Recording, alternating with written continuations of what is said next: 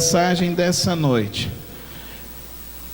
é tentando fazer com que você possa ter uma fé que não vacile, que você possa ter uma espiritualidade que não vacile diante das circunstâncias difíceis da vida, que a sua fé em Cristo Jesus não venha naufragar, mesmo diante de circunstâncias difíceis, complicadas, que você realmente tenha uma fé que seja vitoriosa. Quantos aqui querem ter uma fé vitoriosa?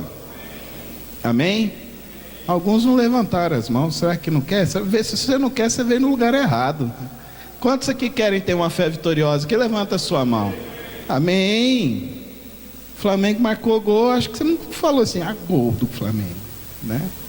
Gol do Flamengo, né? Se fosse do Vila Nova, você ia gritar gol, né? Esses bravejar todo. Mas é interessante, queridos.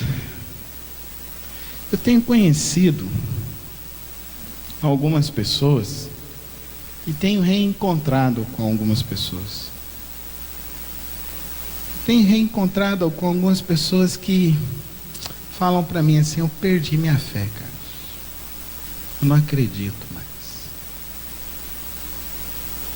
E não são poucas.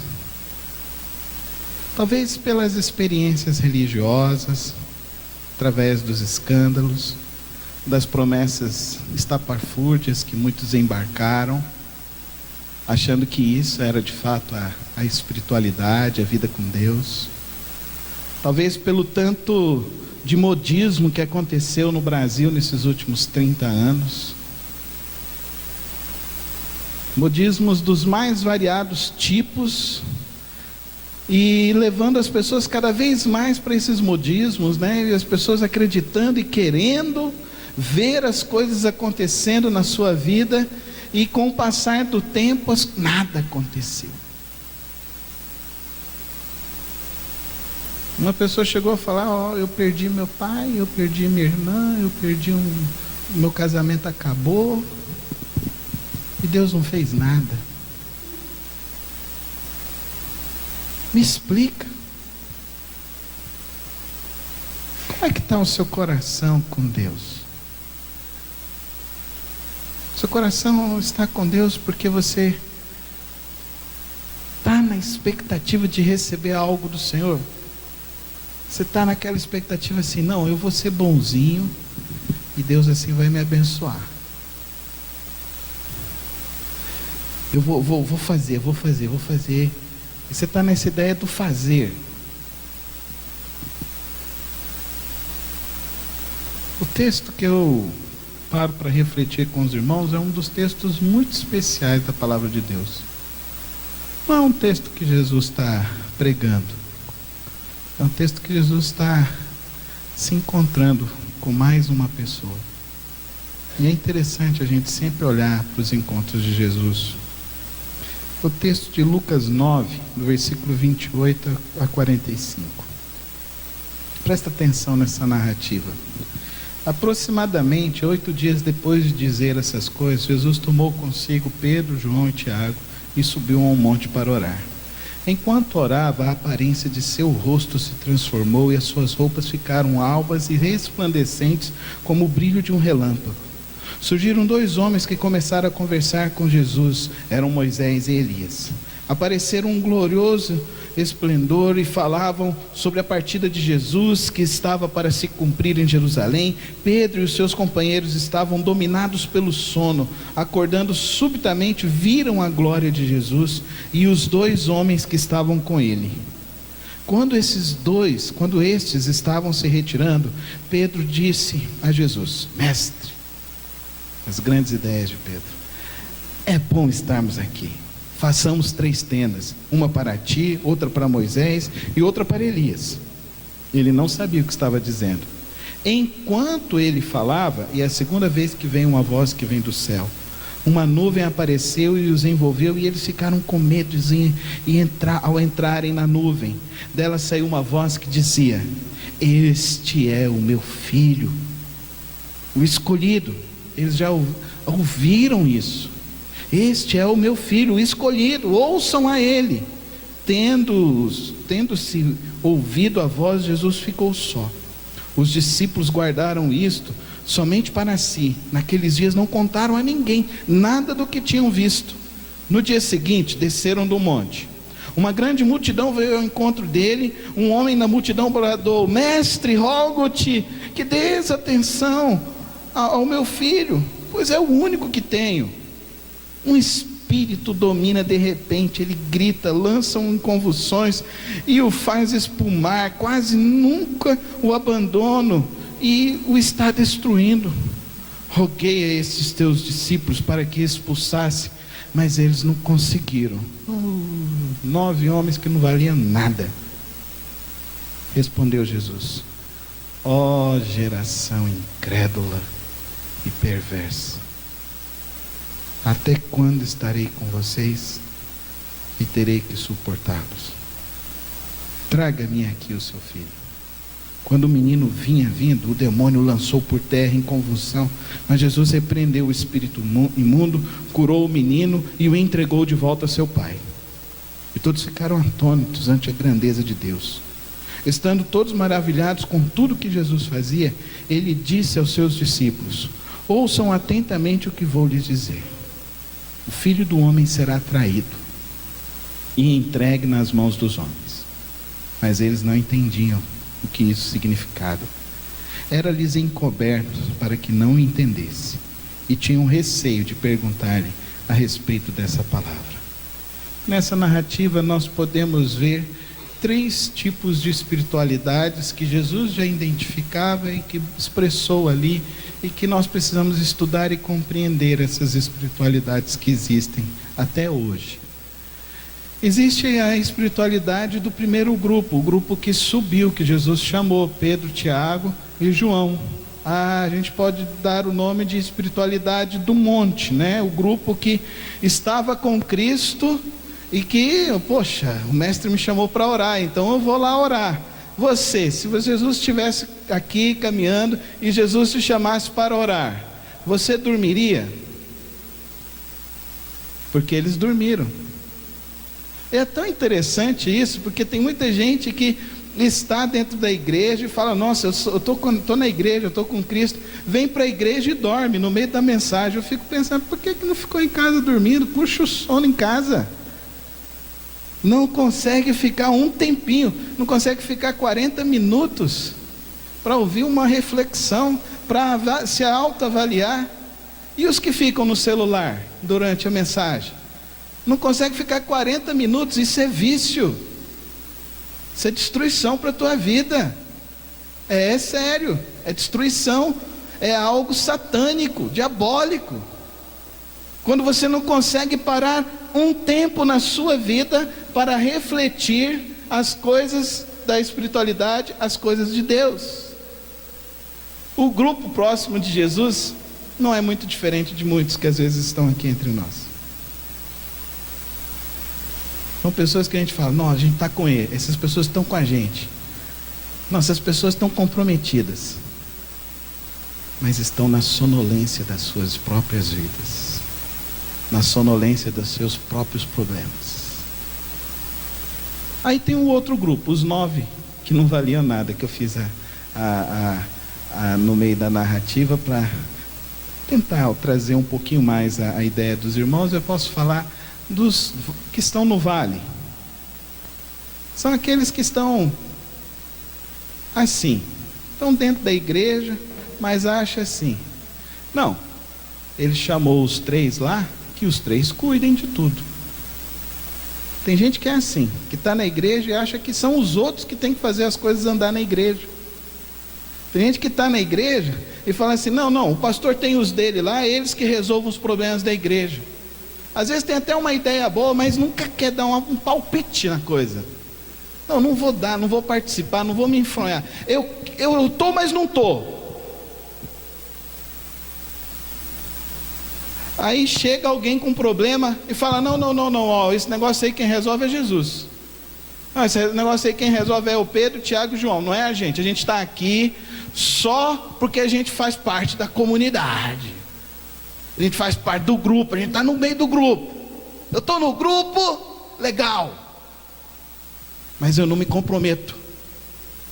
Não, eu não posso tirar um dia da minha agenda para evangelizar ninguém. Eu não posso tirar um dia da minha agenda para pregar para ninguém. Eu não posso tirar um dia da minha agenda para vir fazer uma janta lá para o Pão e Vida. Eu não posso tirar um dia da minha agenda para ajudar crianças. Eu não posso tirar um dia da minha agenda para orar pelos missionários. Eu não posso tirar um dia da minha agenda para vir fazer uma noite de vigília. Aliás, pastor, não mexe com vigília. Não mexe com esse negócio de chamar o povo para orar na igreja de manhã.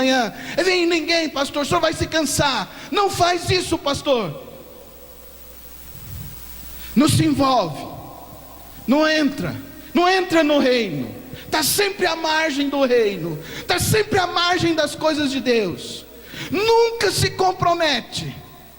Se a gente fala então, se batiza, irmão. Não, eu sou batizado. Eu não tenho esse negócio, porque eu já fui batizado lá.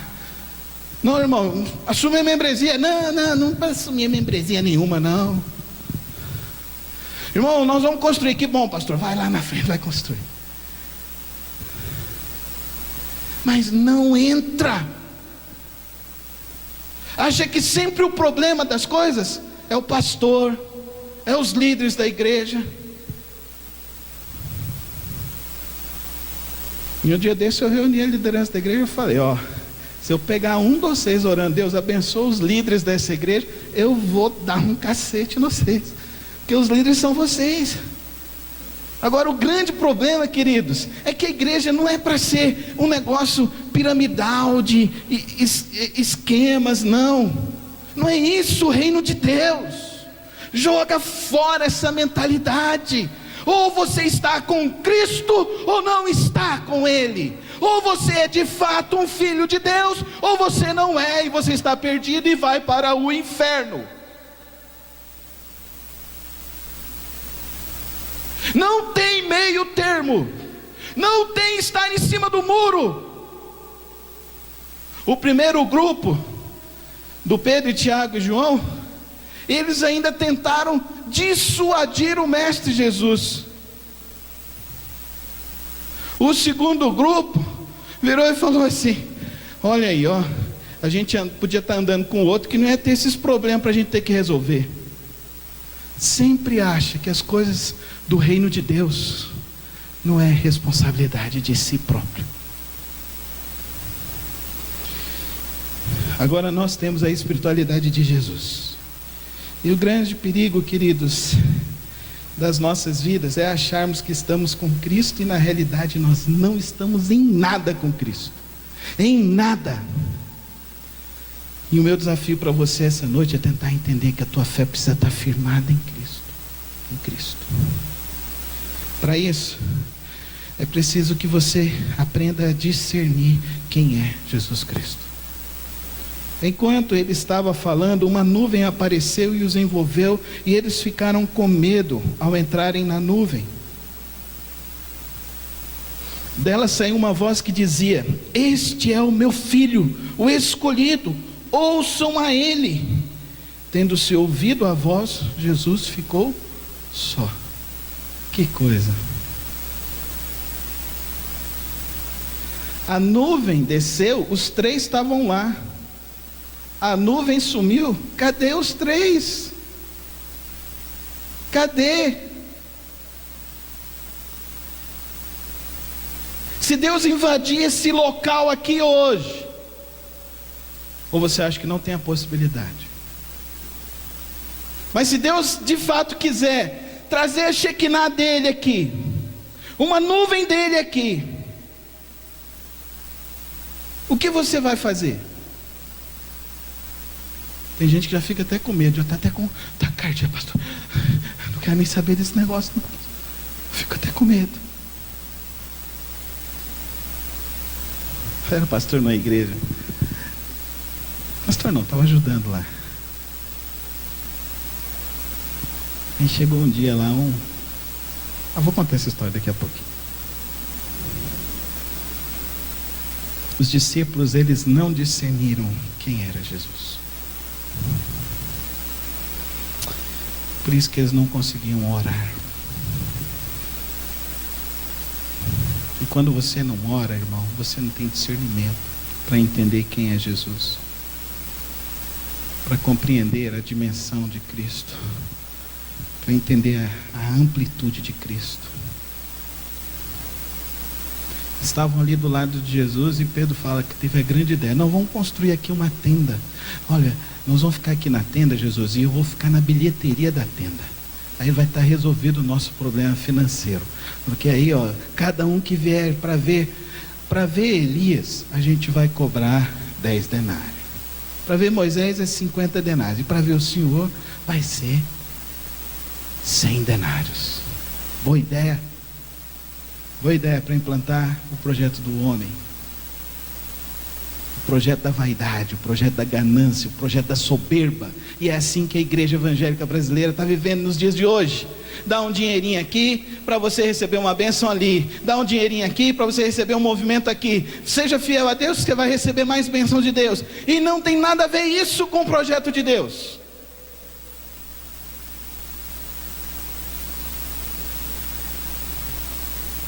Ninguém paga dízimo.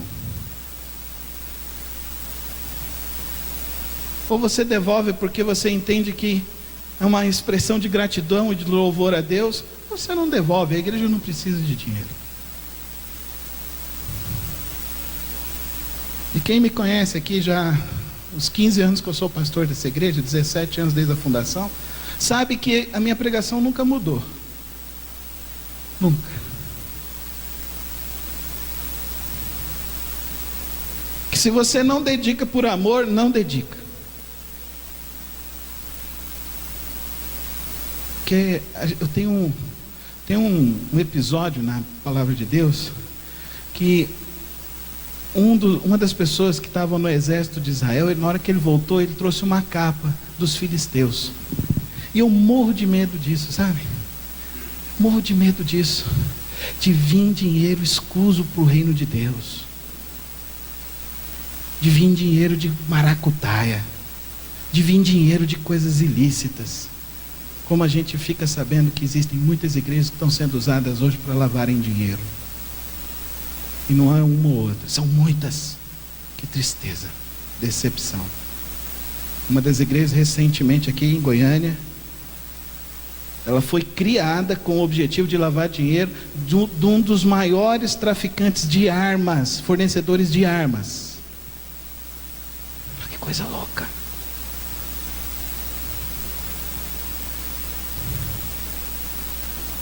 Se você não conhece Jesus,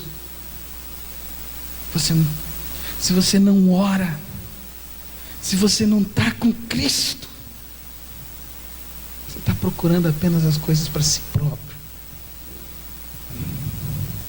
E quando a gente conhece Jesus, a gente ouve o que Deus mandou: este é o meu filho, ouçam a ele.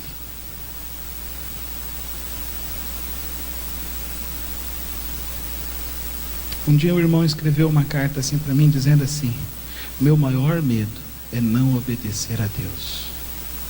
E esse também é o meu maior medo, é não obedecer a Deus. Qual que é o seu maior medo? Ah, pastor, eu tenho medo de falir, eu tenho medo de quebrar, eu tenho medo de desobedecer a Deus. Porque eu já vi tantos milagres, eu já vi Deus fazendo tantas coisas, eu já vi Deus operando de todo quanto é tipo de forma, que eu entendi, não tem possibilidade de viver uma vida sem Deus, sem Cristo. Esses homens viram um milagre, viram a primeira multiplicação, eles viram a cura do leproso. Aliás, esse episódio está acontecendo logo depois do envio deles, que eles foram enviados, eles foram, e Jesus estava perto deles, e eles estavam pregando, e eles viram, e eles voltaram dando relatório para Jesus, falaram: Jesus, os espíritos imundos nos ouvem, nos obedecem. Jesus, nós curamos pessoas. Jesus, nós vimos coisas maravilhosas. E olha o grande problema que acontece na vida de muito crente: de ver milagres, mas não se converter a Cristo, de ver a obra de Deus e não ter um coração arrependido a Cristo, de ver Deus operando na sua vida e não se entregar a Ele de todo o coração. Esse é um grande, essa que é a blasfêmia contra o Espírito, ver a obra de Deus e não reconhecê-la como sendo divina, como sendo de Deus, como sendo procedente das mãos do Senhor.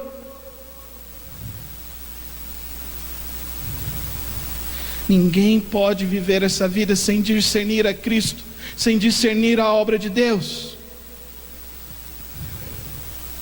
A segunda coisa que a gente vê nesse texto aqui, além de discernir a Jesus, tem que discernir a missão que Jesus nos trouxe. Queria que os homens lessem o versículo 40 e 41.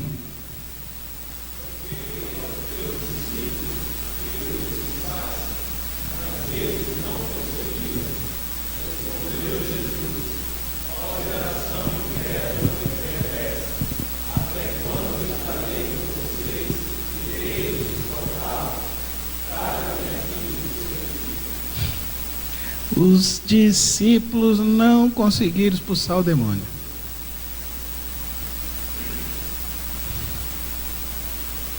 Eu vou contar a história lá de São Paulo. Eu tinha 20 anos. Eu estava no meu segundo semestre de seminário. Aí eu estava ajudando uma igreja que tinha uns seus 35 anos. Estava no meio do culto, chegou o presidente do corpo diaconal e falou assim: pastor, já me nomeou, né? Colocou, era seminarista. Na hora que ele chegou lá: pastor, está tendo um problema lá fora. Então vamos lá ver. Na hora que a gente chegou, tinha uma mãe com um menino endemoniado. Aí ele falou para mim assim: pastor, faz isso do lado da rua. Eu falei: não, irmão, vamos pegar esse menino e levar lá para dentro. Mas pastor, esse povo é perigoso. Eu falei: não, maior que está em nós do que o que está nele, irmão. Vamos lá. Chegou o outro diácono, o vice-presidente, falou assim: não vai entrar aqui dentro da nossa igreja não vai fazer maior bagunça e não sei o quê. Eu falei: calma, irmão, está controlado. Jesus está conosco, está controlado. A gente entrou naquele menino, aqueles irmãos ficaram atrás. Falei: vem cá para orar.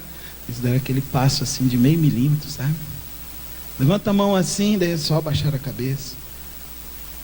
Aí eu comecei a orar para aquele rapaz. Ele ficou tranquilo, ficou em paz, voltou, sentou, assistiu o culto, aceitou Jesus Cristo, foi batizado, foi liberto das drogas. Ele era um dos grandes traficantes daquela região. Nós mandamos ele para Santos, ficou lá em Santos. O menino foi uma bênção diante do Senhor Jesus. Só que tem muito crente que tem medo do diabo. Aí teve uma reunião do corpo diaconal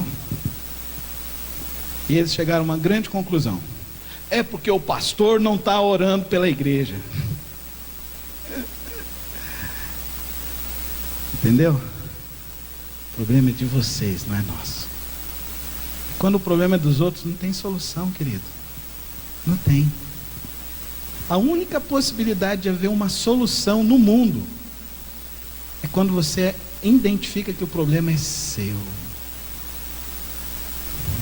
Quando o problema é seu. Quando você diz assim: é meu o problema. E qual é o problema dos discípulos? Depois eles chegaram: Jesus, por que a gente não deu conta de expulsar o demônio daquele menino? E Jesus falou para eles: porque esta casta de demônio não sai com jejum e oração. Porque sem uma espiritualidade verdadeira, profunda, não se atinge as alturas espirituais de ver vidas sendo libertas, vidas sendo salvas, vidas sendo transformadas. Nós estamos em setembro. Quem você ganhou para Jesus esse ano? Quem você viu Deus transformando? Quem você viu Deus libertando? De que está valendo as tuas orações, se não é para salvar vidas? Se não é para ver mudança na vida das pessoas? É impossível ser um verdadeiro discípulo de Cristo sem uma espiritualidade verdadeira, sem uma espiritualidade profunda. Porque sem espiritualidade com Cristo, nós seremos sempre envergonhados. Agora lembrem-se, o episódio aqui acontece depois deles terem ido e terem visto. Mas eles foram, viram, não se converteram, não se convenceram, não se aproximaram. E é interessante, o espírito vem pior. O espírito vem pior, eles levam uma surra do demônio. Eles apanham do demônio. E eles ainda não sabem por que está acontecendo isso. Mas se você vê aí, o texto mesmo responde.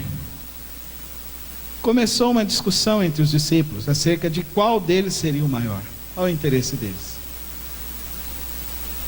Jesus, conhecendo seus pensamentos, tomou uma criança e colocou-o em pé ao seu lado, então disse: quem recebe esta criança em meu nome está me recebendo aquele que me enviou. Pois aquele que entre vocês for menor, esse será o maior. Disse João: mestre, vimos um homem expulsando demônios em teu nome, e procuramos impedi-lo, porque ele não era um dos nossos. Jesus disse: não o impeçam, disse Jesus, pois que ele não é contra nós, não é a favor de vocês. Um grande problema que existe é a pessoa achar que vai ser salva só para o céu. Aceitar Jesus é só um passaporte para ir para o céu. E aceitar Jesus é viver a missão de Jesus. É andar com a missão de Jesus. Então precisa discernir quem é Jesus, precisa discernir a missão de Jesus. Então observe comigo como Jesus vivia a sua espiritualidade. Queria que as mulheres lessem para mim o versículo 29.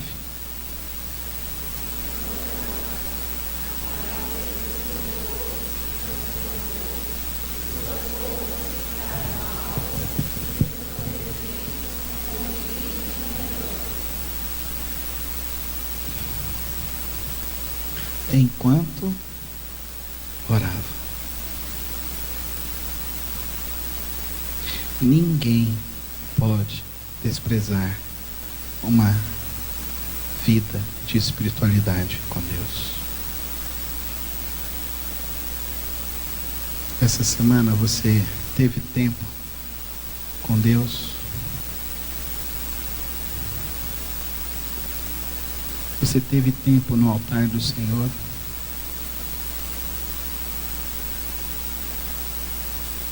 Por que Jesus subiu ao monte para orar ali? Ele recebeu a anunciação de que ele chegaria em Jerusalém e ele seria entregue e seria morto. Então, eu consigo tirar algumas verdades aqui sobre a vida de oração.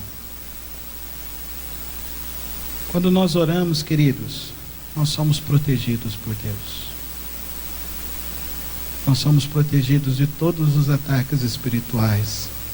Jesus não precisava descer do vale para saber que os seus discípulos estavam levando uma surra de Satanás, mas ele estava orando inclusive por eles, para que eles não desistissem também em meio das pressões da vida, diante da dificuldade do dia a dia.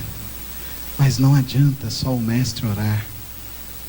O mestre consegue te proteger, mas se você não levar uma vida de oração, querido, como Jesus orava, orar até seu rosto ficar branco, transfigurado, reluzente. Pastor, que experiência é essa? Eu não sei. A experiência de Jesus foi essa. Eu creio, está na Bíblia, amém? Aconteceu, amém? Agora a pergunta é, por que não acontece comigo? Por que não acontece com você? Será que nós estamos realmente tão aplicados à oração assim, como Jesus? Será que nós estamos realmente aplicados como Jesus ou estamos como os discípulos, Pedro, Tiago e João, dormindo?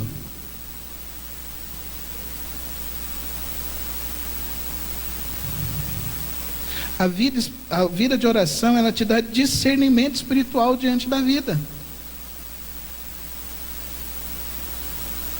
Jesus pega, olha e fala, mas Estão perdidos, vocês estão doidos, o que aconteceu? Eu enviei vocês aqui, vocês foram lá e viram, e agora não dão conta. Traz o menino. Muitos problemas conjugais, muitos problemas de família, muitos problemas de trabalho, acontecem por falta de discernimento espiritual. Agora, como você vai ter discernimento espiritual se o seu tempo é mais? Se você consegue assistir 1h30 de futebol, mas não consegue assistir 40 minutos de uma pregação, não consegue participar efetivamente alegre, com desejo de coração totalmente entregue, em 1h30 de celebração. E tem gente que assiste jogo terça, quarta, quinta, sábado, domingo. E eu era assim, um dia o Soraya me perguntou assim, mas não é nem o seu time, por que você está assistindo? Eu falei, é mesmo, né? Só estou entorpecendo minha mente. E quantas vezes nós estamos entorpecendo a nossa mente com as piores coisas ainda? Tem gente que ainda está enfronhado nas novelas. Tem gente que ainda está enfronhado em tantas coisas. Você pode perguntar para a pessoa, quantos livros você leu esse ano? E a pessoa vai passar, não. Sabe por que ninguém dá conta de ler livro nesse país? Porque eles estão domesticando a sua mente. Eles estão travando a sua mente para você não refletir. Porque se você refletir um pouquinho, você vai entender o que é lixo.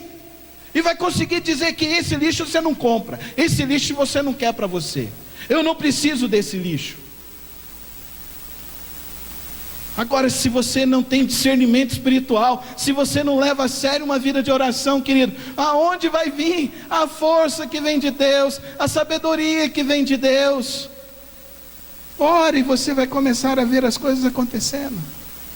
Hoje o irmão Saulo estava me contando o episódio, nós vamos trazer esse irmão aqui para falar daquele maníaco aqui, que estava matando as mulheres. E estava contando que o delegado que prendeu ele virou e disse que assim, ele chegou uma hora que ele estava assim pedindo, ele estava clamando, por todas as madrugadas, Deus, me dá a direção, Deus mostra como que vai ser, e disse que de uma forma assim, sobrenatural, Deus iluminou para ele, Deus mostrou para ele, e fez com que ele parasse, e visse o ponto, e visse onde a pessoa estava, e ele foi lá e prendeu, e ele virou e falou assim, eu não era tão crente como eu sou hoje, porque eu vi que quando a gente começa a clamar a Deus, quando a gente começa a orar a Deus, quando a gente começa a buscar a Deus, Deus começa a invadir a nossa vida, a nossa existência, no nosso lugar onde nós estamos. E se você quer ver Deus agir na sua vida, comece a orar, comece a clamar, porque Ele vai invadir, como Ele invadiu esse monte. Agora não adianta que está no mundo da fantasia, não adianta achar que sabe, não adianta falar, porque se você não está buscando, se você não está com Ele, se você não está se fortalecendo na missão, se os teus frutos não estão aparecendo, querido, querida, se os teus frutos não estão aparecendo, meu irmão, minha irmã, avalie a sua condição espiritual. Não queira fazer parte nem do grupo que sumiu no morro, nem do grupo que estava lá embaixo, porque nenhum dos dois estava bom. Mas toma hoje uma decisão de viver como Jesus nos ensinou a viver em oração. Naquele momento, Jesus recebia a informação de que ele seria preso e que os dias seriam difíceis.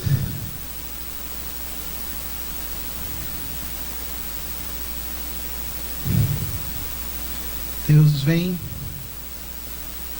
com 2 servos dele do passado.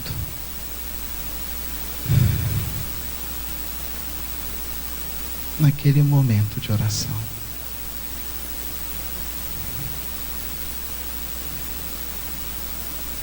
E aqueles homens trazem o refrigério para a alma do Mestre.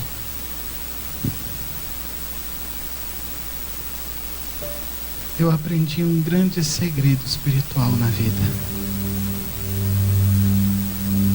O único lugar que pode trazer a paz à tua alma, o único lugar que, se você for, realmente você receberá de proteção, de discernimento, de força. O único lugar aonde, se você realmente se rasgar,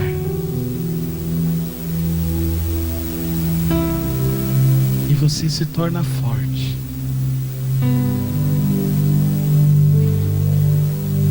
E as tuas palavras trazem efeitos extraordinários sobre a vida das pessoas.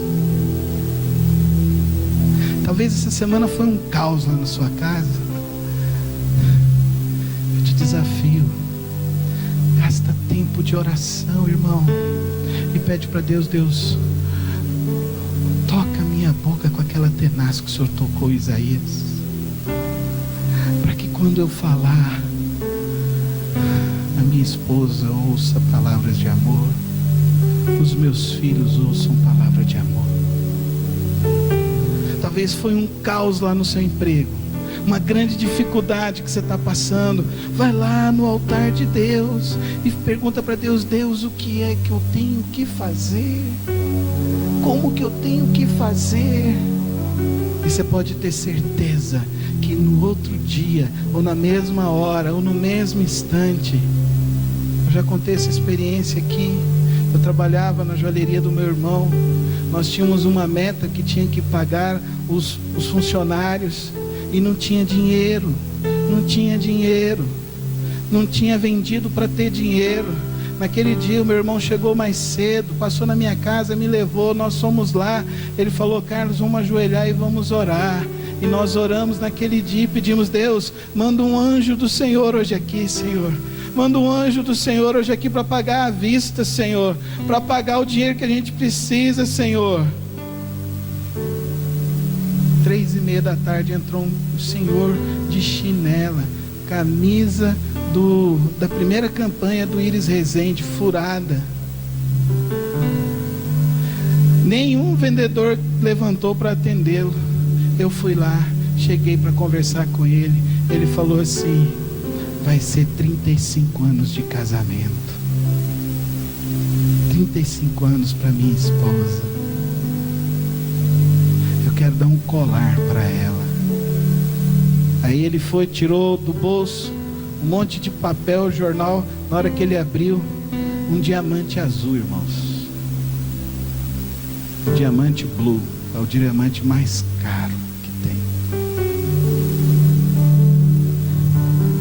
Você faz, é para amanhã. Falei: a gente faz, mas tem que dar entrada, né? Aí ele enfiou a mão do outro lado, tirou um tufo de jornal e abriu. Era o dinheiro, era a conta dos funcionários, o salário de todos. Deus mandou.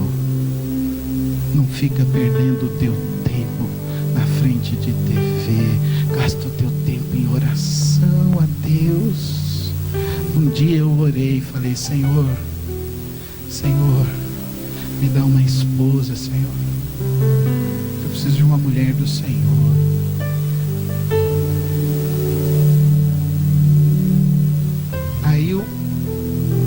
Aí encontrei com o pai da Soraya, e ele me convidou para ir no concílio dele. E eu fui no concílio do pai da Soraya. Daí lá no meio do concílio, ele me deu a maior honra que tem no concílio, que é do pastor que vai pregar no dia da consagração. E ele foi, me passou essa honra. Eu falei: não posso aceitar essa honra, pastor. Essa honra tem que ser do pastor. Era até o pai do Augusto, pastor Geraldo Ventura. E o meu sogro virou e falou assim: não, eu quero que seja você. Deus me deu primeiro o sogro, para depois me dar a filha.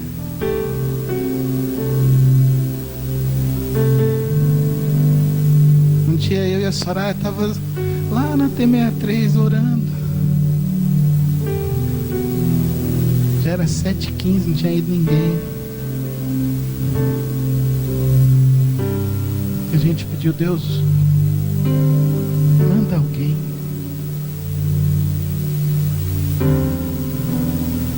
Sete e meia chegou o irmão Ricardo. O irmão não lembra, mas eu lembro. Sabe qual é o nosso problema? É a gente achar que Deus deu uma posição pra gente.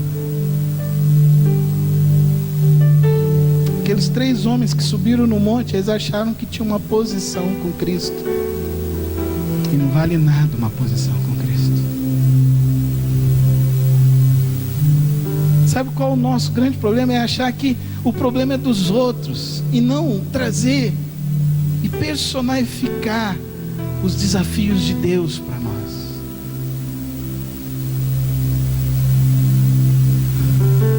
Sabe qual é o grande problema da nossa geração? Dessa geração que nós estamos vivendo? É que nós não queremos ver a glória de Deus.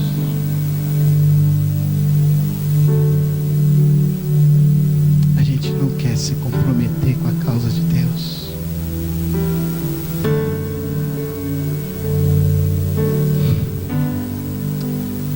O último sermão do pastor Martin Luther King, ele pregou assim: eu vi a glória de Deus. Ele me mostrou os campos e os vales, aonde os negros e os brancos andavam de mãos dadas, e eu vi, ele me mostrou a glória de Deus, aonde as pessoas aprenderam a amar e a viver em amor, e eu vi os campos vastos da glória do Senhor. Eu vi a glória de Deus.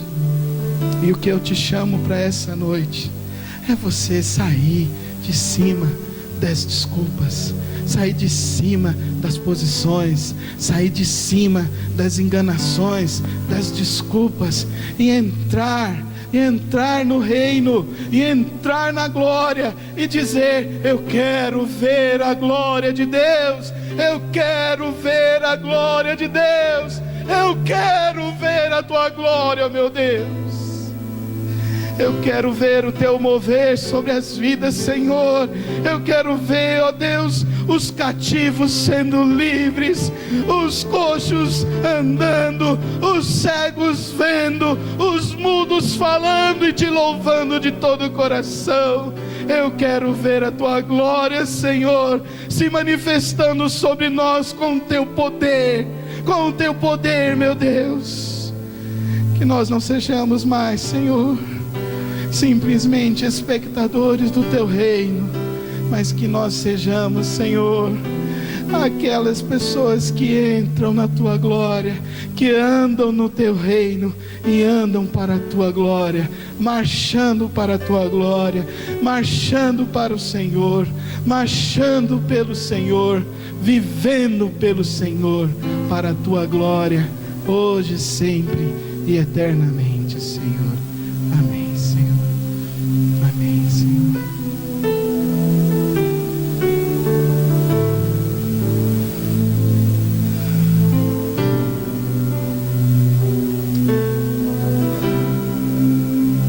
Coloca a sua vida diante do Senhor. E se você quer ver a glória do Senhor, fique em pé em nome de Jesus.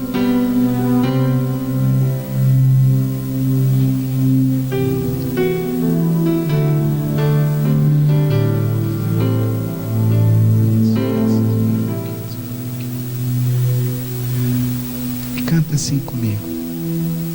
A começar em mim, quebra corações. Só as vozes, para que sejamos todos um, como tu és em nós, a começar em mim, quebra corações, para que sejamos todos um, como tu és em nós. Onde a frieza que haja amor, onde há ódio, perdão, para que teu corpo cresça assim, rumo à perfeição. onde a frieza, Onde a frieza que haja amor, onde há ódio, perdão, para que teu corpo cresça assim, rumo à perfeição. Para todos nós, um grande coral, Senhor, A começar em mim, quebra corações, para que sejamos todos um, como tu és. mais uma vez para encerrar com fé, igreja. A começar em mim, quebra corações, para que sejamos todos um, como tu és em nós. Hoje nós subimos um monte, meus irmãos. E quando a gente sobe o monte, o Senhor vem nos fortalecer. Assim como o Senhor mandou lá Moisés e Elias para fortalecer o Senhor Jesus, o Senhor hoje te trouxe aqui. E hoje nesse monte de santidade, esse monte de louvor e adoração a Deus, Deus te trouxe para te fortalecer, para dizer que Ele ouve a tua súplica, para dizer que Ele conhece a tua dor e para te dizer: eu estou contigo, eu estou contigo, eu serei contigo. Agora, amanhã nós vamos descer e vamos encontrar no vale. E quando encontrarmos as pessoas que estiverem no vale, você está revestido com o poder do alto, você está revestido com o Senhor dos senhores. Dos teus lábios fluirão palavras de amor e de adoração, palavras que quebrantarão e libertarão vidas, palavras que transformarão lares, palavras que trarão a retidão àquele que está vivendo uma vida de devassidão. É por isso eu te peço hoje, creia que você subiu o monte, e creia que o Senhor estará contigo no vale, em nome de Jesus, em nome de Jesus. Amém, Senhor, amém. Você pode se assentar. Nós vamos nessa noite celebrar a ceia do Senhor.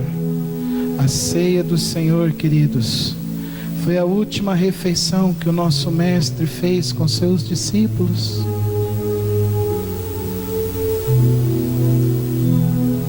Chamar o irmão Divino, nos ajudar aqui na distribuição dos elementos, o irmão Augusto, o irmão Ricardo Paniago, o irmão Itabira, pastor Antônio,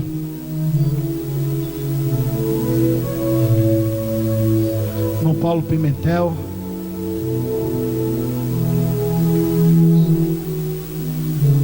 falta dois, tá difícil de contar, não? Vem cá, Daniel, me ajudar aqui. Vem cá, irmão Saulo, me ajudar aqui. O meu convite para você hoje: os 4 evangelhos falam da noite da ceia.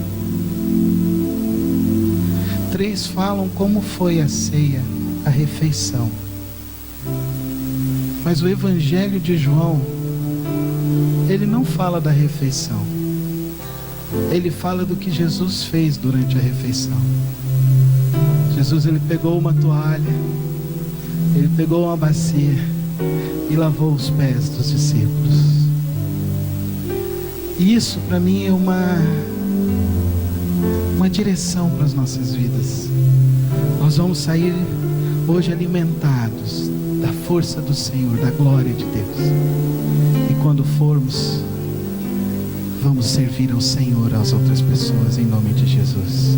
E se você tem essa disposição de sair daqui hoje e servir as pessoas que estão lá fora, participa da mesa do Senhor em nome de Jesus.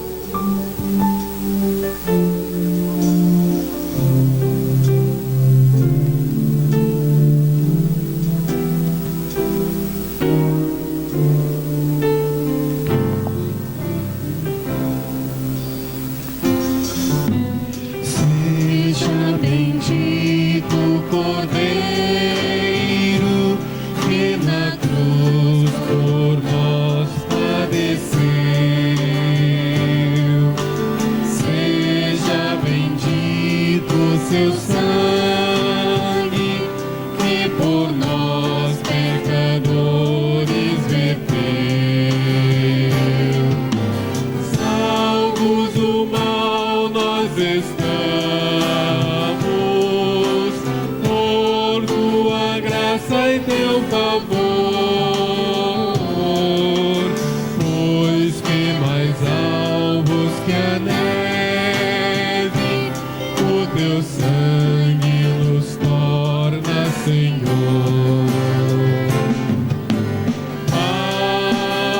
Alvos mais que a neve, alvos mais que a neve, pois este sangue lavado nós temos perdão do Senhor. Foi espinhosa a coroa que Jesus por nós suportou. Foram profundas as chagas que nos provam o quanto Ele amou. Há nessas chagas pureza para o indigno pecador, pois que mais alvos que a neve, o teu sangue nos torna Senhor. Alvos mais que a neve, alvos mais que a neve, pois esse sangue lavados nós temos perdão do Senhor. Se tudo a ti confessarmos e seguirmos na tua luz, tu não somente perdoas, purificas também, ó Jesus. Lavas de todo pecado, que maravilha esse amor, pois que mais alvos que a neve, o teu sangue nos torna Senhor. Canta, comunidade.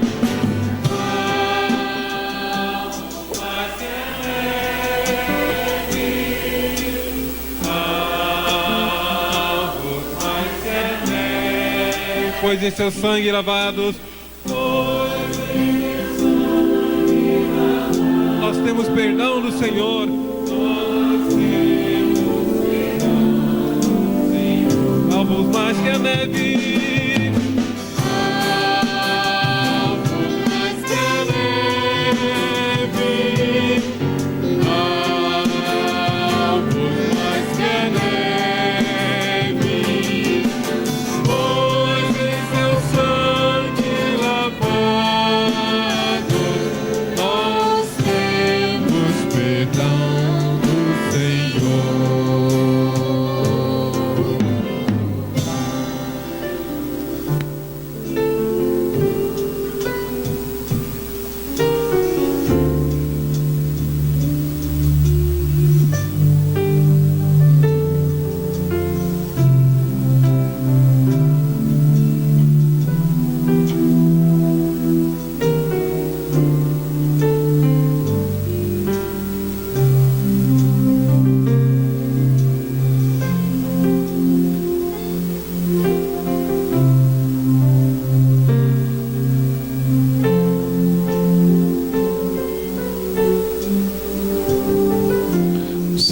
Jesus disse assim: pois recebi do Senhor o que também lhes entreguei, que o Senhor Jesus, na noite em que foi traído, tomou o pão e, tendo dado graças, partiu e disse: isto é o meu corpo, que é dado em favor de vocês.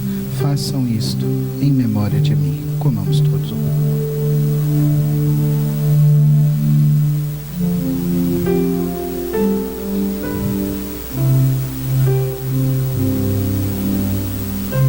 Da mesma forma, depois da ceia, ele tomou o cálice e disse: este cálice é a nova aliança no meu sangue.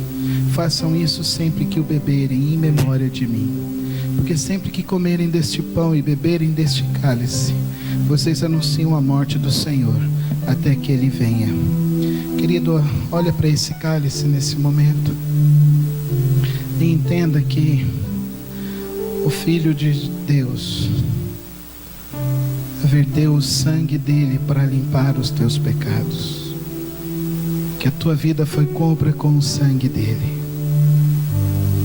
O Filho de Deus morreu para nos fazermos filhos de Deus. Você pode ficar em pé junto comigo nessa hora?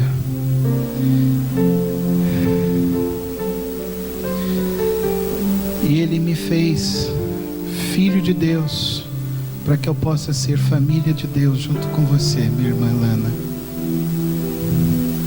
junto com você, minha irmã Zumirene. Você pode trocar o seu cálice com alguém, entendendo que nós estamos fazendo parte não de um grupo que se reúne de vez em quando, que você vem aqui de vez em quando. Nós estamos fazendo parte da família de Deus aqui na terra. Nós estamos fazendo parte daqueles que foram comprados por Cristo Jesus na cruz do Calvário. Não fica no seu lugar não, troca de lugar. Troca esse cálice pelo menos com umas 2, 3 pessoas, para que você possa entender que você não está numa igreja, você é a igreja de Jesus, você é o povo de Deus, é você que está com esse cálice em suas mãos. Você disse que Jesus morreu por você, que Ele morreu pela sua vida e que você foi comprado pelo mesmo sangue. Então aqui agora, eu e você não temos títulos nenhum, nós somos irmãos uns dos outros, nós somos famílias, nós temos um único Pai, que é o nosso Pai Celeste. Você pode trocar esse cálice com umas 2, 3 pessoas, dizendo então que você se está junto da família de Deus. Assim, podemos então agora tomar, mas antes de tomar, Ele diz que é até que Ele venha. Então diz comigo agora: Maranata, ó vem Senhor Jesus. Hoje o Vasco até fez gol, tinha quase ninguém lá, mas foi mais forte que isso que vocês falaram aqui, irmãos. Maranata, ó vem Senhor Jesus. Bebamos. E um dia nós veremos o Senhor Jesus, amém? Então se verá o Filho do Homem vindo cheio de poder e glória, não é isso? Amém? Então se verá. Eu não deixei eles cantar de manhã, que eu escolhi uma outra, parece que era outra, não sabia. Então se verá o Filho do Homem. Os irmãos vão recolher os cálices, e nós estamos nessa luta agora, na mesma luta, na mesma missão de Cristo Jesus: pregar o Evangelho, anunciar o poder de Deus a todas as pessoas, para que creiam, para que vivam, para que amem a Ele e manifestem do amor e do poder dEle, em nome de Jesus.